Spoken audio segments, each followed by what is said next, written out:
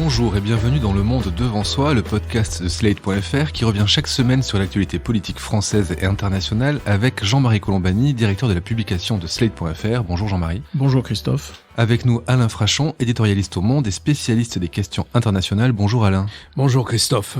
Cette semaine, c'est un raz de marée conservateur qui a emporté la Chambre des communes britannique. It is now 10 o'clock and we can reveal the full details of the Joint Broadcasters exit poll, which is predicting a large Conservative majority. The BBC have just announced the exit poll for the general election and it predicts a whopping 86-seat majority for Boris Johnson's party. This election of 2019 formally has been won by the Conservatives. And that will be the biggest Conservative majority since Margaret Thatcher's third victory back in 1987. Boris Johnson signe une victoire historique ce jeudi 12 décembre avec 364 sièges, soit 38 sièges au-delà de la majorité absolue.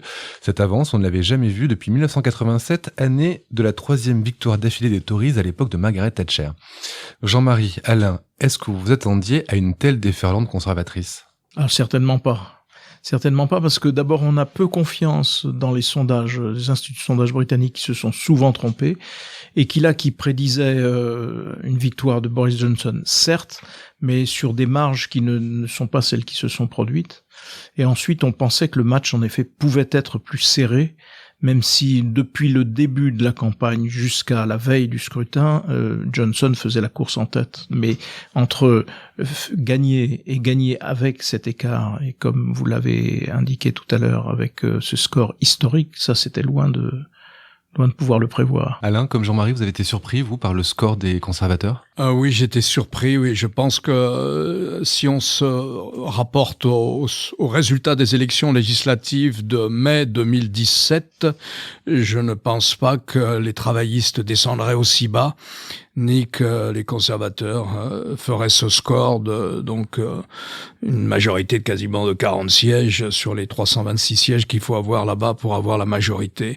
J'ai été surpris, je pense que c'est assez simple, c'est ras-le-bol de cette situation. Il faut en sortir. Il y en a un qui propose un mode de sortie assez simple. Faisons le Brexit, ce qui n'est pas encore fait et ce qui va poser encore beaucoup de difficultés. Mais voilà, je crois que c'est un vote pour... Mais on pourrait même pas dire tellement pour le Brexit, mais c'est un vote pour sortir du chaos actuel et de la paralysie politique. Alors justement, c'était la question que je voulais vous poser, Jean-Marie. Selon vous, les Britanniques, ils ont voté pour le Brexit, pour un parti, donc le Parti conservateur, ou pour un chef de gouvernement, en l'occurrence Boris Johnson ? Il y a plusieurs raisons qui peuvent expliquer le succès et ce succès historique. D'abord le Brexit, comme vient de le rappeler Alain, Get Brexit Done, c'était quand même le slogan de Boris Johnson pour sortir en effet du chaos précédent. Donc il n'y a pas d'ambiguïté là-dessus et le mandat est clair, il faut sortir. Donc première raison. La deuxième raison, c'est la simplicité du message qui était en effet ramené au Brexit et qui était de manière à ce que à la période confuse qui a précédé, on sorte avec une clarification et une simplification. La troisième raison, c'est aussi que Boris Johnson avait infléchi le discours conservateur dans un sens plus protecteur. Notamment, toute la campagne, la fin de la campagne électorale a été centrée sur les questions du système de santé, du service de santé, de son état de délabrement et de la nécessité de faire un effort dans ces domaines. Et à l'inverse de Theresa May, qui elle avait aggravé en quelque sorte les inégalités et les problèmes sociaux, objectivement, Boris Johnson là a pris un petit peu le contre-pied, ce que l'on attendait assez peu de la part des conservateurs, mais qui était nouveau et qui a pesé dans le scrutin. La quatrième, et à mon avis la principale raison du succès de Boris Johnson, c'est Jeremy Corbyn. Ça a été le principal artisan de la victoire de Boris Johnson. Il y a deux acteurs du Brexit. Il y a Boris Johnson, qui n'est pas vraiment convaincu, qui a choisi ça pour gagner, conquérir le pouvoir, mais qui déclarait au monde en 2003 encore, ça serait stupide, il faudrait être fou pour sortir de l'Union européenne, et qui la veille du référendum de mai 2016 avait préparé deux articles, un si jamais le Brexit l'emportait, et un autre si jamais on non-reste l'emporte. Donc lui, par pur cynisme, il s'est saisi du Brexit pour aller au pouvoir. Il sait conquérir le pouvoir. On va voir s'il sait l'exercer. C'est assez difficile. Le deuxième acteur, c'est Jeremy Corbyn. Je pense que n'importe quel travailliste autre que Jeremy Corbyn aurait battu Boris Johnson. Alors juste un point sur le Parti travailliste et Jeremy Corbyn. Le Parti travailliste a perdu 59 sièges. Son plus mauvais score depuis 1951. Son plus mauvais score, et Jeremy Corbyn a fait campagne très à gauche. Il n'a jamais été vraiment très clair au sujet du Brexit. Visiblement, c'était une erreur. Jeremy Corbyn, c'est le représentant du vieux Labour, du vieux Parti travailliste. Et je vous rappelle que le Parti travailliste qui avait été triomphant, c'était le New Labour, celui de Tony Blair, qui avait un positionnement beaucoup plus centre-gauche.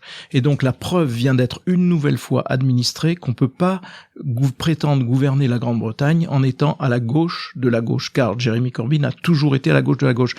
Et je pense qu'un des éléments qui a fait peur, en dehors du fait qu'il n'a jamais renié ses options d'ultra-gauche, qui sont donc son repoussoir pour une majorité de Britanniques, il y a aussi le fait que Jeremy Corbyn proposait, et alors ça va nous parler à nous Français, un choc fiscal.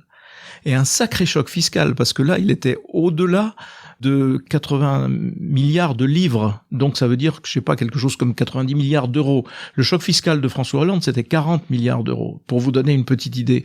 Et donc ça a été aussi, ça a fait peur, mais pas seulement fait peur aux chefs d'entreprise, aux milieux patronaux habituels, ça a fait peur aussi aux classes moyennes.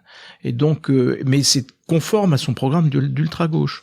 Donc voilà, on sait très bien que pour gagner, il faut arriver à rassembler au-delà de la gauche. Pour rassembler au-delà de la gauche, il faut être sur un positionnement plus centriste, entre guillemets, au sens britannique du terme, que ultra, comme l'a été Jeremy Corbyn, plus les polémiques sur l'antisémitisme avec lequel il a quand même fait un bout de chemin dans le passé et qu'il n'a pas vraiment su gérer dans la période plus récente. Et puis, Alain l'a souligné tout à l'heure, son extrême ambiguïté sur le Brexit. On sait qu'il est eurosceptique, alors il n'assumait ni le maintien, ni la sortie, donc c'était une espèce de flou qui tranchait avec le positionnement très clair de Boris Johnson. Alain, il y a quelqu'un qui peut reprendre en main le Parti travailliste, qui peut le réorienter? En tout cas, c'est la 4e élection que les travaillistes perdent d'affilée, et on a l'impression que plus ils se déportaient à gauche, plus ils perdent de sièges. Alors pourquoi on votait? On sait qu'on votait.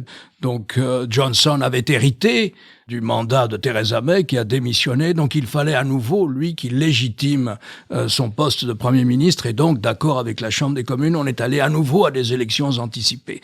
Mais même dans cette situation où les conservateurs partaient dans une situation de relative faiblesse, si vous voulez, je pense que n'importe quel travailliste aurait battu Boris Johnson. Le problème est il y a la radicalité du programme. On peut pas parler aux Britanniques, à l'électorat britannique. C'est quand même une grande classe moyenne, comme si on était en permanence tous les jours dans un film de Ken Loach, comme si on était dans une situation de misérabilisme extrême. On n'est pas là-dedans.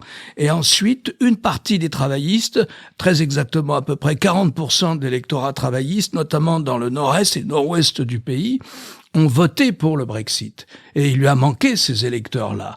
Et enfin, je crois qu'on ne peut pas être Premier ministre d'un pays qui est sollicité de prendre une décision quasi existentielle, en tout cas la principale décision politique depuis au moins 40 ans, depuis 1973, date de l'adhésion du Royaume-Uni à l'Union européenne, et ne pas avoir d'opinion sur cette question.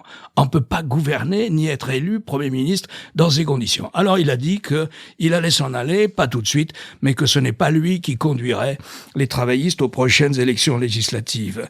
Eh bien, on verra qui les conduit, mais moi je suis certain qu'il y aura un recentrage du programme travailliste. Juste pour compléter ce que disait Alain sur le fait qu'un certain nombre de circonscriptions traditionnellement inscrites à gauche ont voté cette fois pour Boris Johnson, parce qu'il y avait l'hypothèque du Brexit. Il faut se rappeler ce qu'a été la tactique de Farage, qui avait donné naissance à l'UKIP, puis Brexit Party. Donc un parti très à droite, anti-européen, absolument. Et pour la sortie de la Grande-Bretagne de l'Europe. Ils ne se sont présentés que dans les circonscriptions où ils pouvaient affaiblir le Parti travailliste. Et ils ne se sont pas présentés dans les circonscriptions que détenaient les conservateurs ou que les conservateurs pouvaient viser. Et donc ce jeu tactique a affaibli uniquement le Parti travailliste et l'électorat du Parti travailliste, et a évidemment profité aux conservateurs. Ça a été un des éléments clés de l'ampleur du scrutin, en tout cas de l'ampleur de la défaite des travaillistes. Boris Johnson a désormais les mains libres pour entamer les processus du Brexit. La date butoir est fixée au 31 janvier 2020. Ça ne veut pas dire que les Britanniques vont quitter l'Europe à ce moment-là. Non, il y aura formellement une sortie, mais les difficultés commencent maintenant. C'est-à-dire que s'ouvre maintenant une période dite période transitoire, qui est prévue pour en gros une année, et qui doit permettre de définir la relation entre le Royaume-Uni et l'Union européenne. Donc la palette de cette relation est très vaste, compris en termes d'union douanière. Donc on verra bien, mais la difficulté, elle est là et elle va être longue et probablement semée d'embûches. Donc on va là voir le maçon au pied du mur. Pourtant, Alain, il me semble qu'il y a quelques semaines, on n'était pas très loin d'un accord entre l'Union européenne et la Grande-Bretagne. Est-ce qu'il y a encore des points clés à négocier ? Il y a deux types d'accords. Un a déjà été négocié et l'autre, on n'a pas encore commencé à le négocier. Le premier type d'accord sur lequel Boris Johnson s'est entendu avec l'Union européenne, cet accord-là doit être soumis maintenant à la Chambre des communes. C'est l'accord qu'on appelle l'accord de divorce. On se sépare. Alors si on se sépare, vous nous devez combien? Tout le monde est d'accord, entre 39, je crois, et 40 milliards d'euros. Quelle va être la situation des ressortissants européens au Royaume-Uni et quelle va être la situation des Britanniques dans le reste de l'Union européenne? Là aussi, on s'est mis d'accord sur les questions de sécurité sociale, etc., etc. Et enfin, on s'est mis d'accord pour qu'il n'y ait pas de frontière entre l'Irlande du Nord, qui appartient au Royaume-Uni, et la République d'Irlande, pays indépendant depuis 1920. Donc ça, c'est fait. Il reste simplement à ce que cet accord, qui est le même que celui que Theresa May avait réussi à négocier avec l'Union européenne, c'est exactement le même. Cet accord, bizarrement, il a été retoqué 3 fois par la Chambre des communes, notamment torpillé par Boris Johnson, qui ainsi s'est débarrassé de Madame May. Mais il a signé exactement le même accord, ou à peu près, avec l'Union européenne, donc l'accord de divorce, et il a dit, avant Noël, j'aurai une majorité à la Chambre des communes pour que cet accord soit définitivement entériné. Et ça va se passer comme ça. Il aura une majorité. Cette même Chambre des communes qui avait retoqué 3 fois le même accord, cette fois-ci, elle va l'accepter. C'est toute la force et l'habileté politique de Boris Johnson. Ensuite, il entre dans la négociation du deuxième accord, dont on n'a pas encore parlé. Rien n'a été négocié encore. C'est pas comme les 18 mois de négociation qu'il a fallu pour arriver à l'accord de divorce. Le deuxième accord, comme disait Jean-Marie, c'est l'accord qui va définir les relations, notamment commerciales, mais pas seulement commerciales, aussi en matière de sécurité, de lutte contre le terrorisme, etc., entre la Grande-Bretagne, en tant que pays tiers, et l'Union européenne. Cet accord, en principe, il doit être négocié pendant la période de transition. C'est-à-dire que rien ne change dans l'année qui vient. Rien ne change. Mais au bout de cette année, Boris Johnson a dit, quoi qu'il arrive, je m'en vais. Qu'il y ait accord ou pas, je m'en vais. Moi, peut-être qu'on en parlera plus tard, je pense qu'il y aura un accord. Tout le monde dit que c'est pas possible de négocier cet accord en 1 an. Sauf si Boris Johnson applique la même technique de négociation que celle qu'il a appliquée sur l'accord de divorce. C'est-à-dire, je dis oui à tout ce que me demande l'Union européenne. Et c'est ainsi qu'on arriverait, au bout d'1 an, dans 1 an, en décembre 2020, à la formule la plus douce imaginable du Brexit, qu'on appelle le BRINO, le Brexit in name only. C'est-à-dire, c'est la formule Canada Dry du Brexit. On garde le maximum de relations, on colle au plus près à l'Union européenne sur le plan des normes, sur le plan des règlements, etc., pour maintenir la moitié de notre commerce extérieur avec l'Union européenne. Moi, je pense que c'est exactement ce qui va passer. Il n'y aura pas de Brexit, il y aura un BRINO. Ce serait une trahison, donc, des électeurs britanniques. Trahison totale. C'est un traître né. C'est un maître traître. C'est un homme qui possède admirablement cet art-là, Boris Johnson. Il l'a prouvé, il a gagné. Mais ça renvoie à la question de fond du Brexit. C'est-à-dire que l'idée du Brexit a été nourrie par une nostalgie tous azimuts. Une nostalgie d'une Grande-Bretagne fière et solitaire. Comme si la Grande-Bretagne était à ce point dans la mondialisation qu'elle n'avait plus besoin de l'ancrage européen. Comme si la Grande-Bretagne avait vocation, pour sa place financière, la cité de Londres, à devenir un nouveau Singapour. c'est-à-dire une place de financière avec ce que cela comporte comme à côté, pour recueillir, j'allais dire, de l'argent qui normalement devrait se situer ailleurs. Ça a été le ressort principal, et puis nostalgie d'une forme de grandeur, sur laquelle a appuyé fortement Donald Trump en disant aux Anglais et à Boris Johnson, ne vous inquiétez pas, on fera un accord aux petits oignons avec les États-Unis, une sorte d'accord commercial qui sortirait au fond l'Angleterre de son ancrage européen pour la satelliser autour des États-Unis. Et c'est ça, en fait, la grande question de la rupture, mais qui repose sur une idée fausse de la part d'un certain nombre de Britanniques eux-mêmes, parce que la réalité du commerce et du positionnement de la Grande-Bretagne dans le commerce mondial, ça n'est pas une puissance mondiale, c'est une puissance européenne qui dépend exclusivement de ses transactions avec le reste de l'Europe. Et donc, c'est en cela que il peut y avoir mal donne dans l'esprit d'un certain nombre de gens qui disent on retrouve notre indépendance. Eh bien oui, mais concrètement, l'indépendance économique, non, l'interdépendance prévaudra. Et c'est là qu'on retrouve le schéma que vient de décrire Alain. Alors, vous parlez d'indépendance, je vais justement en profiter pour rebondir. Lors de ces élections, il y a un parti qui a fait une performance aussi remarquable, c'est le SNP, le Scottish National Party, le parti national écossais, indépendantiste, qui a remporté 48 des 59 sièges réservés à l'Écosse à la Chambre des communes. Du coup, Nicola Sturgeon, la première ministre écossaise, réclame un nouveau référendum sur l'indépendance de son pays, avec l'idée, elle, de rester dans l'Union européenne et d'échapper au Brexit. Est-ce qu'un référendum sur l'indépendance de l'Écosse est imaginable? C'est tout à fait imaginable parce que ça va être demandé, vraisemblablement.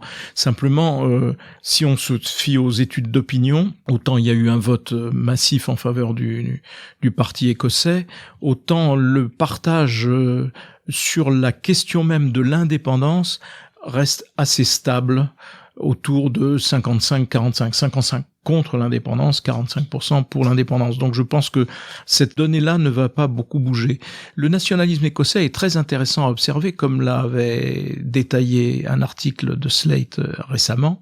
C'est un nationalisme ouvert, ce n'est pas un nationalisme de repli, tellement ouvert qu'il veut absolument rester dans l'Union européenne. Et donc la partie qui va se jouer avec Londres sera de savoir s'il peut y avoir un régime particulier pour l'Écosse, comme il y en aura un pour l'Irlande du Nord, qui fasse que l'Écosse commerce davantage, soit davantage intégrée au processus européen, comme encore une fois, en s'alignant en gros sur la situation de l'Irlande du Nord. C'est ça qui va se jouer, mais sur l'indépendance, je ne pense pas que ça puisse aller au-delà. Mais ce qui est intéressant de noter, et c'est en cela que l'Écosse nous est sympathique, ils sont européens et veulent le rester. Ces résultats sans appel, qu'est-ce qu'ils disent de l'état des populismes en Europe? Cette question est une manière de prolonger la conversation qu'on avait. Pourquoi est-ce qu'il y a eu ces 3 années de difficultés énormes à dégager une majorité ou à dégager un homme ou une femme politique capable de mettre en application le résultat du référendum de mai 2016 pour ou contre l'Union européenne, 52% contre, 48% pour. Pourquoi? Parce qu'on est au cœur de la question des populismes. Aucune des pathologies qui ont justifié, qui ont motivé le vote Brexit, aucune de ces pathologies n'est solvable dans le Brexit. Parce qu'aucune de ces pathologies n'est liée à l'appartenance du Royaume-Uni à l'Union européenne. Sous-productivité, sous-investissement public, notamment dans le service de santé, hausse des inégalités. Aucune de ces 3 pathologies, qui ont notamment été à l'origine du vote Brexit, de même qu'elles sont à l'origine d'un vote protestataire dans le reste de l'Europe, aucune de ces pathologies n'est liée ou n'a pour cause l'appartenance à l'Union européenne. Au contraire. Enfin, autre élément qui a été souvent mis en avant, la peur des grands flux migratoires et des migrations. Le Royaume-Uni n'était pas concerné. Le Royaume-Uni n'est pas dans les accords de Schengen, donc l'immigration extra-européenne, elle a le contrôle total de ses frontières là-dessus, mais le slogan, qui était un slogan formidable, « Reprenons le contrôle », a marché. Il a très bien fonctionné. Et quant à l'immigration intra-européenne, les Britanniques sont les seuls coupables. Ils avaient 7 ans de période de transition, lorsque nous avons ouvert l'Union européenne à l'Europe de l'Est, pour accepter d'ouvrir leur marché du travail aux Polonais, aux Tchèques, enfin à l'époque c'était encore, je crois, les Tchécoslovaques, aux Hongrois, etc. Mais non, a dit Tony Blair, qu'ils viennent tout de suite, tous les métiers leur sont ouvert. C'est un choix de la Grande-Bretagne. Enfin, la question de la souveraineté. Mais pas un seul moment, ni pendant la campagne de 2016, ni lors de cette question des élections législatives, vous n'avez entendu cette question de la souveraineté du Royaume-Uni sur la table. Pourquoi ?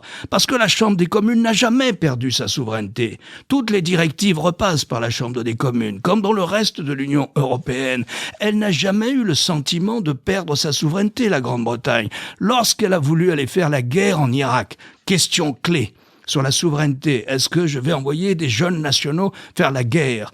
Eh bien, elle a pris cette décision en pleine souveraineté. Ce n'était pas du ressort de l'Union européenne. D'autres pays de l'Union européenne ont fait un choix différent. Lorsqu'elle n'a pas voulu aller faire la guerre en Syrie, alors que la France était prête à aller bombarder la Syrie, la Chambre des communes a dit non à David Cameron. Nous n'irons pas bombarder la Syrie. En revanche, elle a voulu faire l'opération libyenne avec les Français. Tout ça n'a strictement rien à voir avec son appartenance ou sa non-appartenance à l'Union européenne. Et encore une fois, c'est très intéressant parce que le populisme fonctionne comme ça. Il a besoin d'une cible simple, immigration, Union européenne, mondialisation, et qui va concentrer tout le malaise de l'époque. Mais le malaise de cette partie de l'électorat qui vote protestataire est beaucoup plus complexe à identifier, mais plus encore. Il relève fondamentalement des politiques nationales, et non pas des politiques qui sont décidées à Bruxelles. On a vu la défaite de l'opposition à Boris Johnson. Est-ce que dans la mobilisation de cette opposition, il y a une leçon à tirer pour le Parti démocrate américain, pour le candidat qui devra s'opposer à Donald Trump en novembre ? La leçon qui est à tirer, c'est celle de la radicalité. Plus le candidat démocrate s'inscrira dans les pas d'une gauche radicale, d'une gauche entre guillemets excessive aux yeux des Américains, et plus Donald Trump aura une chance d'être réélu. Et c'est toute la question. Si la primaire démocrate donne la prime à un Jeremy Corbyn américain, qui peut être soit Bernie Sanders, soit Elizabeth Warren, bien que ce soit un peu plus nuançable pour Elizabeth Warren, mais néanmoins, à ce moment-là, Donald Trump retrouvera toutes ses chances. Donc le positionnement du futur candidat démocrate est essentiel. Pour ce qui est de la politique américaine, je vous encourage à écouter notre podcast Trump 2020 disponible tous les mercredis sur Slate. Merci Jean-Marie, merci Alain pour votre participation. Merci Christophe. À la semaine prochaine. Vous venez d'écouter Le Monde devant soi, un podcast Slate.fr à retrouver tous les samedis matins sur Slate.fr ou sur votre application de podcast préférée. Si vous avez aimé, n'hésitez pas à vous y abonner et à nous mettre 5 étoiles.